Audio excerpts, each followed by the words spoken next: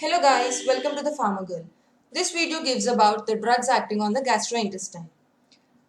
Before getting into the drugs acting on the gastrointestine, let us know what are the various parts of gastrointestinal tract and cells in it, and also about the secretion of hydrochloric acid in the stomach, and then the drugs related to the protection of gastrointestinal tract. The various parts involved in the gastrointestinal tract are as follows. The gastrointestinal tract is also called as digestive tract or alimentary canal. And the parts involved are mouth, esophagus, stomach, duodenum, small intestine, large intestine, rectum, and anus.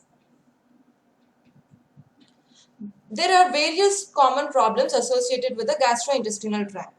And the most important one and the common ones are ulcers and GERD. Ulcers are the source developed in the lining of esophagus or stomach or duodenum or intestines. And the most common types of ulcers are peptic, gastric and duodenal ulcers. Peptic ulcers are the ulcers that occur in any part of the GIT which is exposed to the gastric acid, and that is the source developed within the stomach and duodenum are called peptic ulcers. Gastric ulcers are those which occurs when the gastric acid secretion is usually normal to low, while there is a deficiency in the mucosal defense due to impaired bicarbonate and the mucus secretions. Duodenal ulcers occurs when there is a disruption in the mucosal membrane of the duodenum due to higher acid secretion. GERD, gastroesophageal reflux disease. Reflux is a very common problem. It is present in heartburn, which results from coming back the contents into the food pipe, especially after a large meal or lying flat and stooping. The majority of cases are functional, but a very few result from anatomical defects such as hiatus hernia. The various types of cells in the stomach are surface mucus cells, mucous neck cells, parietal cells, chief cells, G cells, enteroendocrine cells. The surface mucus cells and the mucus cells, as mentioned in the name itself, secretes the mucus that protects the lining of the stomach. The parietal cells are the most important ones, which secretes gastric acid and an intrinsic factor that assists the calcium absorption. Chief cells secretes pepsin, an enzyme formed in the acidic environment of the stomach. Chief cells also secretes another acidic lipase called gastric lipase in the fundic mucosa of the stomach. The G cells secretes gastrin in the stomach and duodenum. Enteroendocrine cells are specialized cells in the gastrointestinal tract which constitutes of enteric endocrine systems as a subset of endocrine system. And these enteroendocrine cells secretes the most important hormones such as glucagon-like peptide called GLP-1, GLP-2, cholecystokinins, peptide YY and serotonin. Since the secretion of gastric acid is by parietal cells, let us see the components and nature of the parietal cells. The parietal cells are also called as oxyntic cells, which are a source of hydrochloric acid and the most of the water in the stomach juices. They contain an extensive secretory network of canaliculi from which the hydrochloric acid is secreted into the stomach by active transport. These canaliculi are the deep infoldings which serve to increase the surface area. The parietal cells contains all other important cell components such as cytoplasm, mitochondria, nucleus, endoplasmic reticulum, lysosomes, Golgi complex and tubular vesicles. An understanding of mechanism and control of gastric acid secretion elucidates the targets of anti-secretory drug actions. The process of secretion of hydrochloric acid by gastric parietal cell and its regulation is as follows.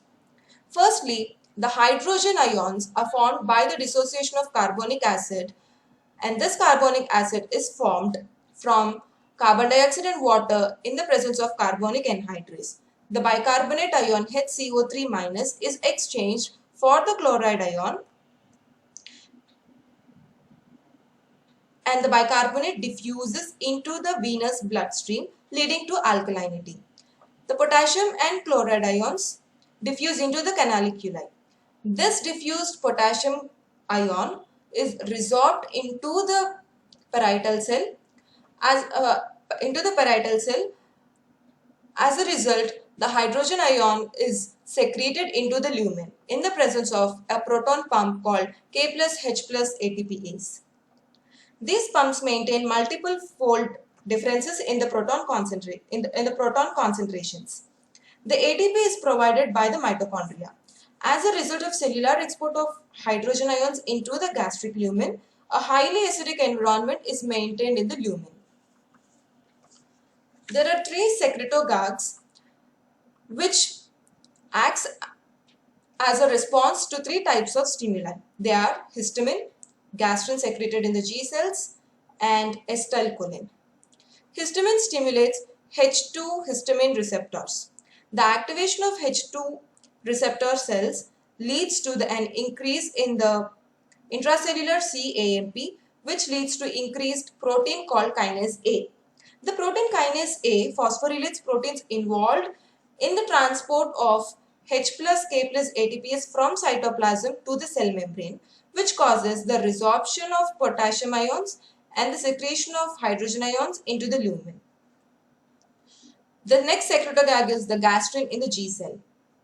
The gastrin itself has no direct effect on maximum histamine stimulated gastric acid secretion, but the gastrin stimulates CCK2 receptors called cholecystokinin receptors, which causes the secretion of histamine by the H2 receptors in very small amounts by ECL cells called enterochromaffin-like cells. And the third kind of secretogag is acetylcholine. Acetylcholine from parasympathetic activity via vagus nerves and ENS or enteric nervous system stimulates M receptors and gastrin releasing proteins called GRP into the G cells. The acetylcholine via vagus nerves and enteric nervous system on eating or thinking about food stimulates the M3 receptors directly on the parietal cells, which leads to increased calcium levels. The effects of histamine, gastrin and acetylcholine together is synergistic.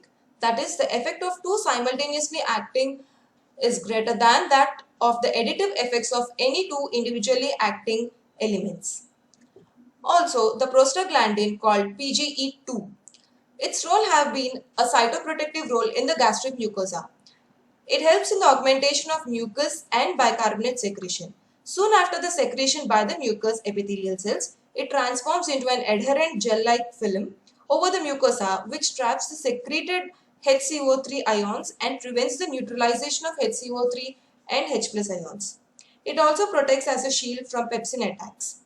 PGE2, also called dinoprostin, which is produced by the gastric mucosa, inhibits the cAMP in the parietal cells by EPE3, and also it inhibits the gastrin secretion in the G cells. Now the approaches for the various kinds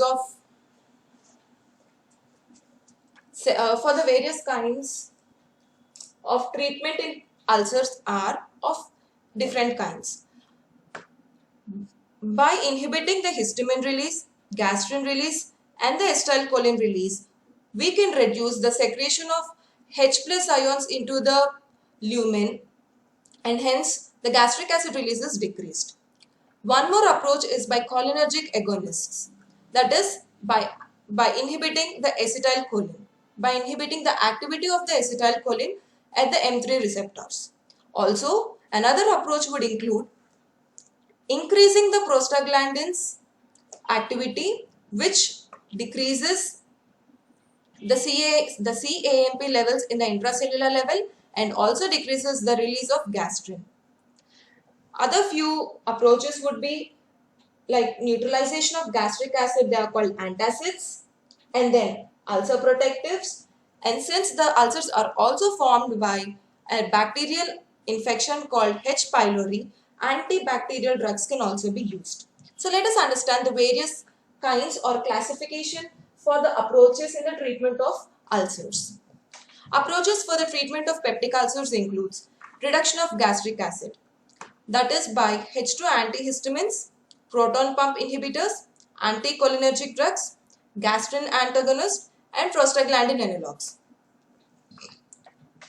H2 antihistamines include cimetidine, ranitidine, famotidine, roxatidine, and proton pump inhibitors, that is at inhibiting K plus and H plus ATPase. The drugs involved are omeprazole, esomeprazole, lansoprazole, pantoprazole, rabeprazole, and dextrabeprazole.